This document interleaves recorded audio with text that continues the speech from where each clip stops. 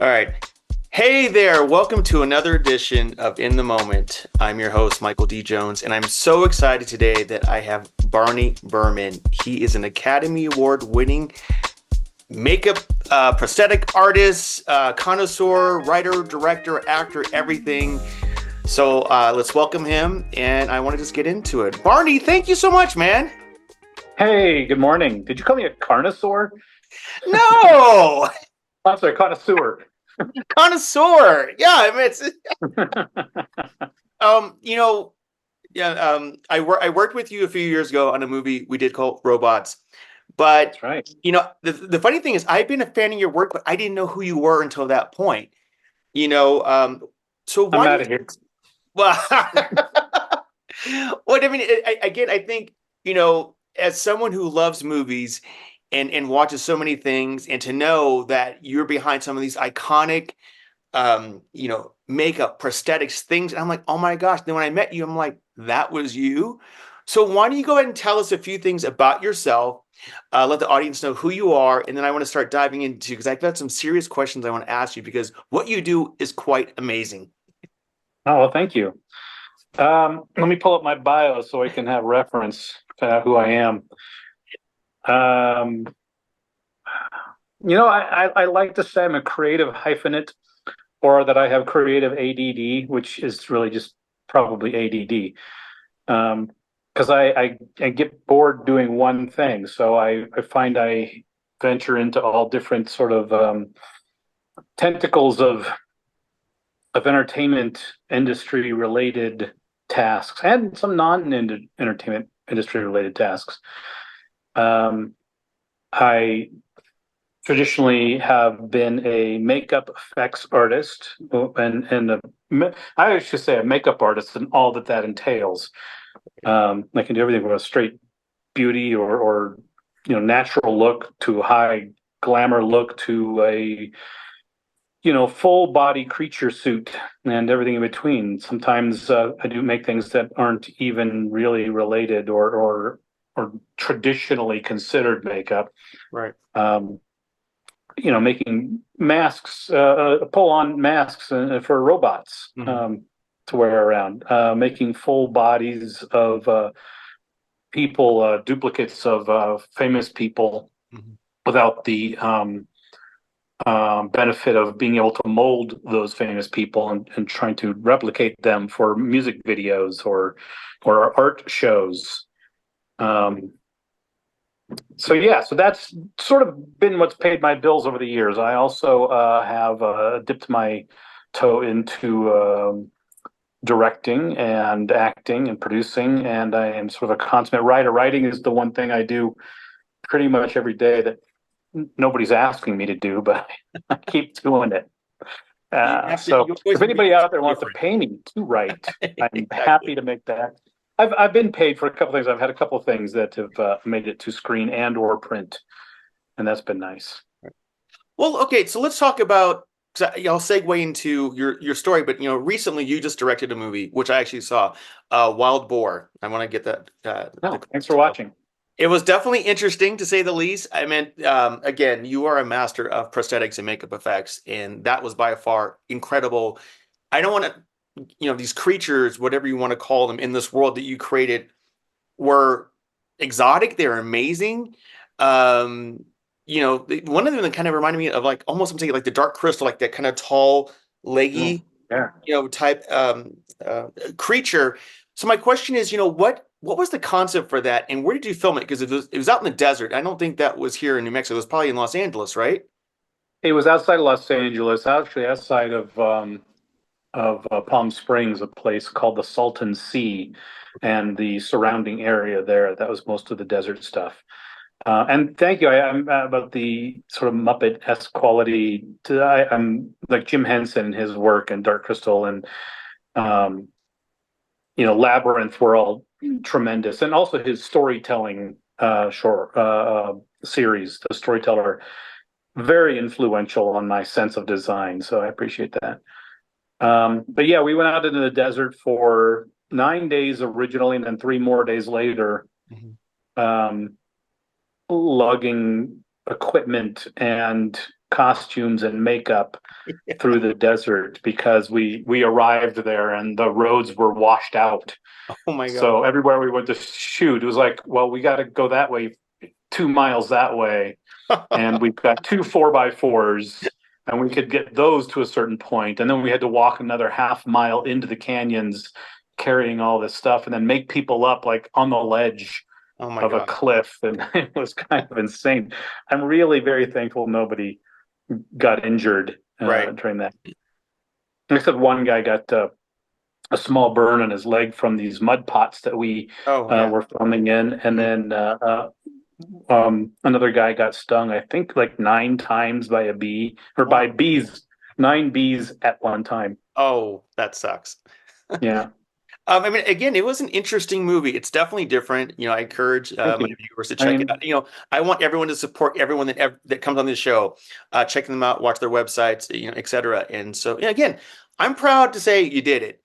So many thank you. people, especially in Hollywood, talk about it. They love to sit at a gathering, and that's their story, but they never want to actually do it. And the fact that you took, 9 or however, 11 days, whatever it was, you got it done. And you've also won some awards. So why don't you tell us about some of the awards that you won for this movie in particular? Well, we did. We shot 12 days in the desert, and then we shot a lot of days in my studio where we built the indoor sets. And then we shot, and then we tore that down and built another indoor set, and then we shot. So it was sporadic. It was 23 days all told, Oh, okay. um, Great. over almost a year's time to get it done. I appreciate. Listen, I don't tell anybody how to like it or dislike it. I love when people leave me reviews, even when they don't like it. I like that they watched it. I just didn't want to make something that was common. And I thought, well, Yeah. let's just see where this goes. And on a film, they say the film is there's like the writing of the film, there's the shooting of the film, there's the editing of the film, and it becomes its own thing. And Yeah. it definitely took on its own life. And I was kind of along for the ride. Um, it had racked up quite a number of awards and nominations in film festivals. Probably the greatest night was at the Studio City International Film Festival, or International Independent Film Festival, Mhm. and it got best horror film, best cinematography, best actress. Love it. It's also been nominated best director, and it was kind of a crazy night. I mean, I just totally did not see that coming. Right. I had done a few film festivals up to that point, Mhm. and then the I was like, do I want to go to the awards ceremony? I've been there before, and it's fun, but and the guy calls me and says, "You want to come tonight?" And so I showed up, and it was just like hit after hit after hit, and I was just I was in shock, really. It was different. I don't think you mentioned I have an Academy Award, and I went into that night with a very different vibe. I was very Zen-like, but this Studio City Film Festival, I just had no expectation at all, and I was just like blown away. That's amazing. All right, so let's talk about the Academy Award. Listen, I think it's amazing. I have met a few Oscar winners in my lifetime. Actually, when I taught at the Academy of Art, our dean, Jana Memel, she has three, and she's won it for Oh, short wow. films, and that's amazing because you always think feature films, but again, you can get it in any medium. And you won it, I believe, in 2010 for Star Trek, the reboot with J.J. Abrams. That's right. So, what exactly did that encompass? And also, too, how did it feel that night? Like you're there, like you're up against other contemporaries, and here you are, you win the big kahuna. What was that like? It didn't suck. Not like there's the worst days of my life. That's not among them. I'm just saying. Um, I felt good about our chances of winning, and it's hard to say winning. I really feel like just the cards were dealt that way. It's sort of the way the dice were rolled at that time, Right. and I'm certainly pleased about how it came out. But I went into that day thinking, whatever happens today, I just want to be present and enjoy the day. and it was fantastic. It was a really wonderful, lovely day, just letting all my expectations or worries go and just being in the moment. Yeah. Yeah. One of the things that actually made me the happiest that day was that I have a dear friend named June Rosen, who used to be June Groshka. She got married. Her married name is Rosen, and she and I were friends since like 1989. And we used to always call each other up on the eve of the Oscars and say, "Hey, you ready? I'm going to come pick you up." And then, when I got nominated, I called her up and said, "Are you ready? I want you to come Oh, and be my guest." And I got extra tickets, and she accompanied my son oh, to the awards. So they sat together, and my wife and I were together, and I love my it. wife at the time, I should say. Um, but it was really, really kind of wonderful to sort of be able to fulfill that like 20-year-old promise or something, whatever it was. I love that. I mean, I think that's about the manifestation, so to speak. You said it out there. You said that Yeah. intention, and when it happened, I mean, that's a beautiful thing. And the fact that you had that friendship and you still brought that person along with you, I think that is so amazing, especially in this business, because so many people are, egotistical and selfish or whatever. And, again, that just shows your character of who you are because, you're very humble. You are so kind, so down to earth. And No, I had such stop a it. good You're time. embarrassing me. No, I'm serious. And like, even when we worked together on the movie we did, I hung out with you, but I didn't hang out with you. We haven't really had that connection. Like, oh my gosh, like come over for a drink or hang over. But you were fun to work with. You're always a delight. And like any project, there's always pressure. There's always deadlines. And on that movie we did here, we had storms. Mm. It was so hot. We had 3 people drop and faint. Out here in the hot desert of New Mexico. I mean, it was just crazy. And every day And it they was. weren't even wearing the masks. Yeah, exactly, exactly. And so, but you always had a smile, always had a smile, and you're just No. lively and you're excited.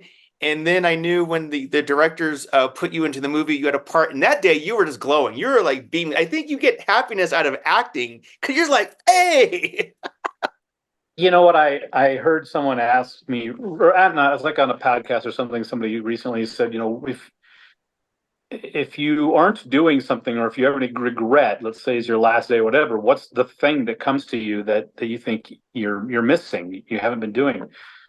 And to me, it was like entertaining and moving people in some way, whether I'm in front of a camera or behind it. I have a hard time not creating something that will be entertaining for people and moving. yeah, And yeah, I get really emotional and joyous when it's in the moment and it's happening and it's all sort of swirling around. It's just such a fun time. It's just a great feeling. So I love acting. I love also directing. It all yeah, seems to be like a connected thing. And sometimes when I do makeup, which is as a wonderful art, um, and I get a lot out of it. And those times when I don't know, something comes alive, mhm. and then this thing or person or whatever that didn't exist before walks out of the trailer or walks in front of the camera, and people go, "Wow, that's that's really moving." Well, I mean, again, I think one of the iconic things that I always remember is, and again, I didn't know at the time, the infamous Tom Cruise, that character where he's, Mm. is it Les Grossman or Len Yep, Grossman less. from Tropic Thunder and some other videos. And again, I mean, Tom Cruise was transformed. I mean, it's amazing, and you like, wow, that was you. And then also too, I mean, because I love the Mission Impossible movies. I think they're fantastic, and I know that you did the prosthetics of Philip Seymour Hoffman Mhm. and all that stuff. I mean, that is like so detailed, so intricate, and it's amazing. And I just like I applaud you because that is Thank you, badass. thank you. I'm really really proud of those projects. I'm really proud. Yeah, both of them, and it was I love it when someone tells me I didn't know Tom Cruise was in it until the credits. Or, and I actually had a guy tell me recently that he worked on the film, and someone said, "Hey, Tom Cruise is in their room." And he went in there and he looked around. He goes, "No, there's just some guy, some fat guy with a white shirt and a bald head." Didn't realize that wasn't just a human. Yeah, That it was I, Tom Cruise. So I love it. I I mean, love that. I love making people. I worked with Sacha Baron Cohen on his show, Who's America. right. And my friend Tony Gardner and Tony brought me onto the show, and he and I went around the country making Sasha look like different people Yes. that had to be convincing to the eye because Right. he's, face to face interviewing Mhm. people and sort of picking them apart. Yeah. Um, and he has to be perfect. So I love that kind of thing. Well, your work is flawless. I mean, again, like there's a music video with Drake, and he's got this big belly, it's exposed, and again, it looks seamless. It No, looks so thanks. normal and natural. You would think, well, my gosh, what happened to Drake? And this is what I love about movie making or even TV, because you've done both mediums. And this creative art that you have, again, it's not only the beauty makeup, which is essential and important, but those small things, again, I encourage people to go to Barney's website, which I'll blast afterwards. But there's a couple of young actors, and you made Katy Perry and Orlando Bloom, and they're in the future, I think, or they're older. They're like Yeah, yeah. seniors, and it's so flawless. You would say, "Oh my gosh," these wrinkles and the spots and everything. And it's so detailed, and I'm always amazed by that artistry. Now, here's a question: but do you do a lot of tattoos? Because that's a big thing I see, or covering up. Because I know there's a lot of actors out there that've got numerous tattoos, and I'm always amazed when they're shirtless, whatever. I'm like, okay, you don't see a speck of it. That's so Yeah. crazy. Yeah, I've covered a lot of tattoos and created a lot of new tattoos Mhm. and or just tweak the design if something looks a little too identifiable. Like Right. somebody have a lot of tattoos, but then there's a Mickey Mouse, and you just can't have the Yeah. Mickey Mouse. So it's like, oh, Yeah. let's change Mickey Mouse into something. So that can be fun. It's a little bit tedious for a lot of makeup artists to be like, ah, great I tattoos to know cover. it's sort of like But to do it and make it really yeah. authentic as on flesh is fun. And I think as mentioning about like being able to do monsters and beauty, Mm. doing one well makes you better at the other. Yes. So I'm happy to have both of those in my background when I have to make someone, yeah, present to the eye as an authentic person when they're not.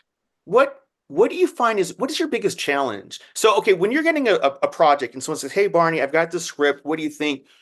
Take us through the process of how you figure it out. Or again, if you have multiple characters, like say a Sasha Baron, or maybe in a movie like Mission Impossible 3, or whatever, you have to do multiple people. What is your how do you go about that? And is it just you? Do you have a team? Well, I have a sort of revolving team. I mentioned Tony Gardner. He and I work together a lot. Sometimes, usually, he'll bring me onto a project to help him do anything from sculpt or paint or to run the whole show or whatever. Uh, I was talking recently about one of the projects he brought me onto, which was the Eli Manning Chad Powers video, Yeah. and we had to make Eli Manning look like a college student who's practicing or auditioning basically as a football player with a bunch of other real guys. So what we did is we went and we did a computer scan, a 3D scan of Eli, Wow. and then we also did a face cast of him. So we have two different versions of his face. One's 3D print out through computers, and the other one is sort of more analog life cast material. So one gives us like just perfect contouring. The other one gives us great detail, and we can use them both for reference.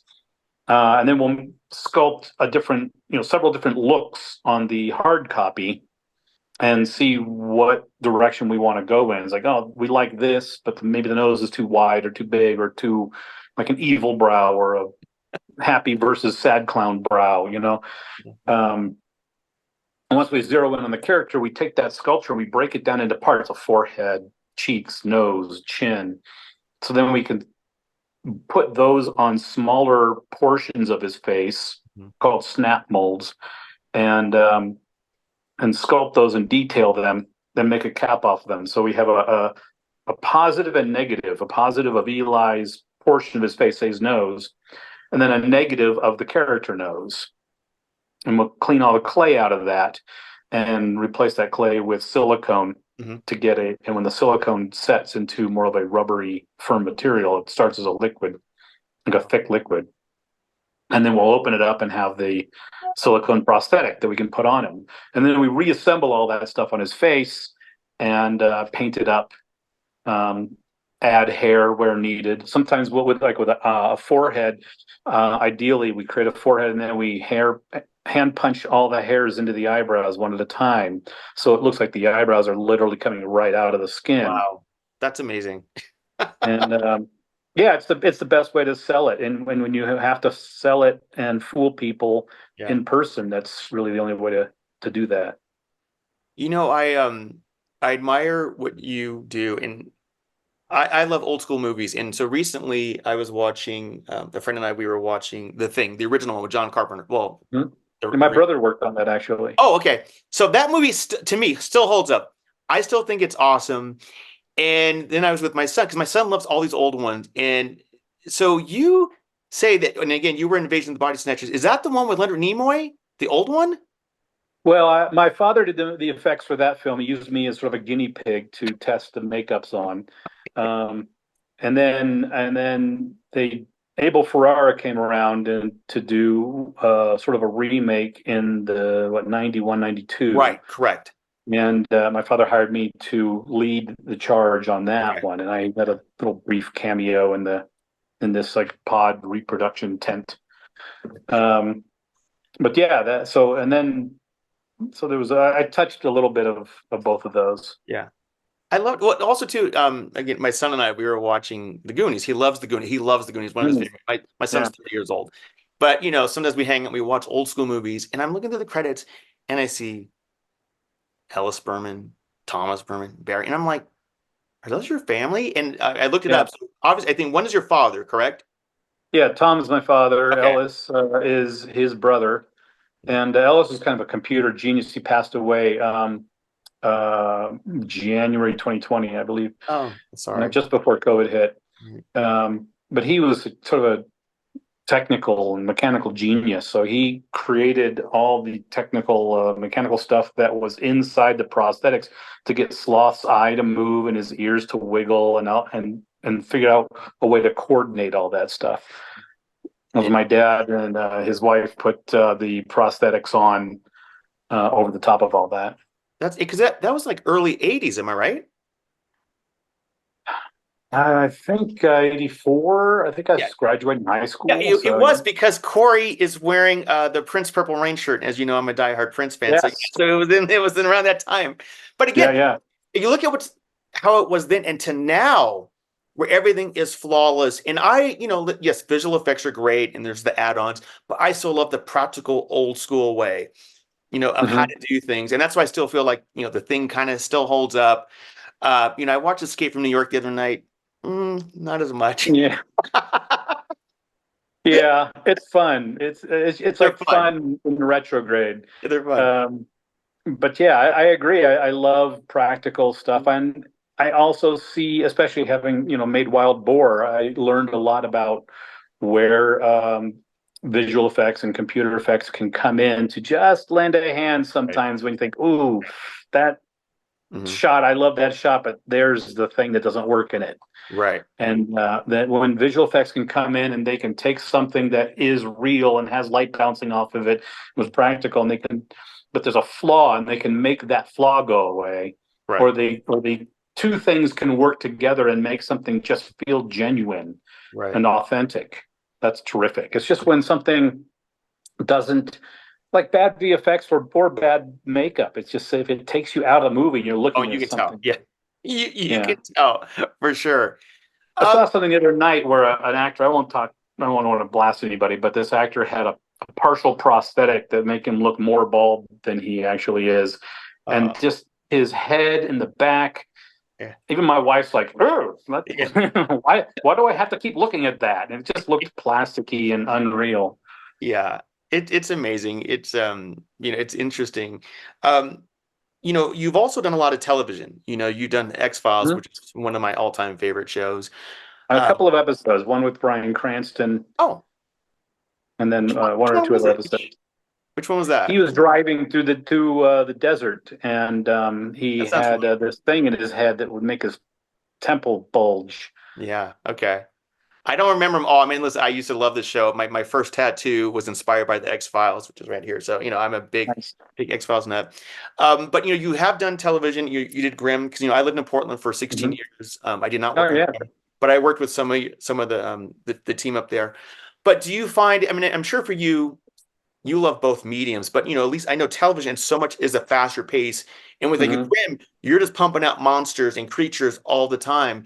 Do you find it a little bit more daunting to do television work as opposed to features? Or, what's your Yeah, the take thing with on that? television is, and you don't always have it with film either, but with television, you really don't have like test time.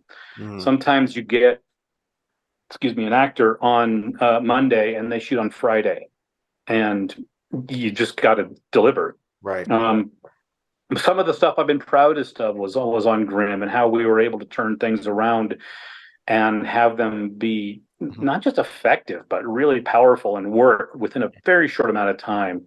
I had a wonderful crew on Graham, but it was a weirdly lonely time for me because I was in my shop, which is like this box in North Hollywood. This is the way I'd put it. I get in the box and I get in a can, which is the car, and I get into a tube, which is the plane. I'd fly to Portland. I'd go to another box, the hotel room, and I'd go to another can, which is the makeup trailer. And I was just always in these weird little Right. confined places. And then we'd shoot something, and I'd have to get back into North Hollywood to make the next one. Wow. Yeah. And so I didn't have time to connect often with my crew, and I Connect with didn't have time to connect with the shooting crew in Portland. right. I was just this in between bouncing around, and I'd Yeah. 6 years of that was at times really kind of weird and lonely and grueling, and also Mhm. very rewarding. And the people both in my shop were fantastic, and the people on the Portland crew were just really one of the best crews I ever worked with. Wow. Yeah, I was able to work with some of that crew, Christina, Yeah, and Peeps. Christina Cordums. She Yep. was my right arm Yeah. there up in Portland. She was fantastic. We did the reboot of Cabin Fever, and again, Hmm. Travis, our writer director, everything he wants to keep practical, which I love. He's very much of the old school way as well. And Christine was great. We had a lot of effects in Hmm. that movie, and so it's fantastic. And I love that. So now, Barney, where you are. Is your studio at home? Are you just kind of like what are you working on now? What can we look forward to coming forth this year in 2024 and beyond? Well, last year was a weird year, being with the strikes and everything. I ended up doing some stuff that was outside of film and television, and some that wasn't. I finished up working on a film in um, Alabama, Birmingham. Hmm. Um, it was Andrew Peterson. I hope I didn't get his name wrong, but he was a great director, writer, director, and uh, I did some makeup on that where the guy gets his head scalped. No. His hair gets caught in a machine and just rips the top of his head off. It's not a horror film though; it's just like more of an incident, and I Oh, love okay. that. All right. That happens. Some Matthew McConaughey movie. Oh, wow. I worked at the end of the year on Destry Spielberg's first film, directorial debut for a feature, and it's called Children Should Please Don't Feed the Children. I always want to say children shouldn't play with dead things, but it's Please Don't Feed the Children. Okay. And there was some fun stuff in that. Huh? So hopefully that's coming out. I did some weird things. I made some bodies for a concert that I can't say too much about because I think that concert still might be happening. Okay. Sure. Um, and then I have some things that looks like they're coming up. Hopefully starting very soon here in New Mexico. Yes. And I may have to grow in my studio. I have sort of a small studio connected to my house, Mm. but I may have to grow into a larger space if this thing happens. Well, Not that's very may, you will. You will. well. Yes, I'm going to go with that. You're gonna manifest it. There's Yeah. some different venues and different things pulling me in a couple of different Good. directions. But the thing I really want to do is be here and Hmm. build these Yeah. things that maybe sort of starting up. I Hopefully love in the that. next week or two. Yeah, and also there's a movie I'm up for, like we've talked about, and we can sidebar it. But I definitely Yeah. know, I already told them about you. I want to have you included because it definitely involves prosthetics and all that Cool. stuff. And again, so we'll keep posted on that. So what Very cool. else? What else can we look forward to? Now, again, I know, you're doing your writing. You did your directorial. Mhm. Do you see yourself doing something else, even in like a short film or working with other people, or like? Is that something you're going to segue into more as well? Yeah, thank you for asking. I'm writing. I'm really polishing up a script right now. I'm very excited about, which I'm happy to send to you if you are interested. I always read Um, stuff. Yes. and I think it's timely and good. Mhm. And then there's something else that I've just been inspired about recently and started jotting a bunch of notes down that I hopefully want to shoot later on this year, um, here in the greater Albuquerque area. Okay. There's the beauty and scenery of this area is so incredible. And I like every day, whatever the weather is, it's like this beautiful version of that weather. Yes. It's just never ceases to amaze me, and I see so many things, and that's why I've developed a story with the character that kind of going through this area and using, like I did with Wild Boar, try to use the landscape almost as Mhm. its own character to Awesome. create atmosphere. I love that. Anyway, I don't think, from what I've seen, I don't think anybody's used this area the way I intend Mhm. to, Okay. um, Love it. for this new thing. I look forward to it. Well, It's so hard to talk about something and not talk about, but I am excited, I I love it, man. And that's what I love about what we do. It's always thinking and creating and doing something. What's that next thing? yeah. What are we pushing ourselves? What is it? That's one of the things I want to find out from you too. Do you find that maybe it's something beneficial? And I don't know where you would want to give lectures or to train people. That's one of the things here in New Mexico is trying to train people up, getting to that next Yeah. level. Just listen, at some Yeah. point, we're going to want to retire and do something else. I know I do. But, what's that next generation? What are they going to be learning? Do you find that Well, something that you might want to be doing? I've actually been thinking about that a lot, and part of it's like, what's my legacy? I want to tell more stories and direct more film, but I also want to educate people. I thought about starting either classes or creating a school or something here that would, um, not just benefit people around here, but maybe draw people in from other places to Right. come here and learn, because I think there's a wide open market in that. Absolutely. I love that. And I think it's fantastic. Barney, thank you so much for being a guest. I so appreciate it. Is there anything that you want to plug or say before we wrap this up? Not that I can think of it. I mean, I have my website, which I just finished building like a couple of months, maybe a month ago, barneyburman.com. And I hopefully will have some exciting projects this year I love it. that, yeah, there's a thing my wife and I've been listening to and talking about what is your word for the year. And the word that just keeps popping in my head is flourish. I love it. So I'm looking forward to this year sort of just blossoming into a lot of creativity I love it. and Love it. entertaining and moving people. I love it. Barney, thank you so much. You are an absolute professional. I'm so proud to know you. I'll definitely Thank you. blast out your resume and your links and all that stuff. So please, thank you very much, Barney. I appreciate it. Everyone, I will see you on the next episode of In the Moment. I'm your host, Michael D. Jones, and everyone have a great, wonderful week. Peace, love, and positivity. Bye.